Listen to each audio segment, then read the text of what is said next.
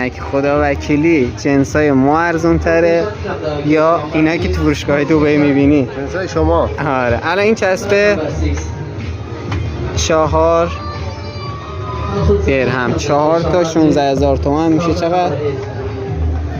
مولوش 64,000 تومان. این چسب برقاشون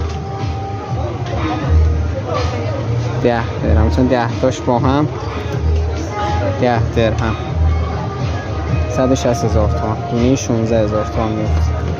این چسب تحریری شونه،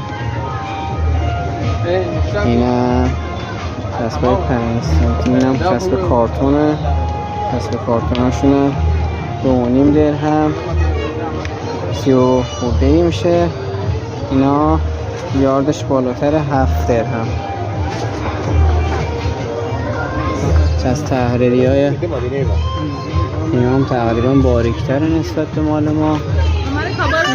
یه مدل چسب پرایمر سفید 2.5 سانتی. आज कहीं उसमें भी कपड़ा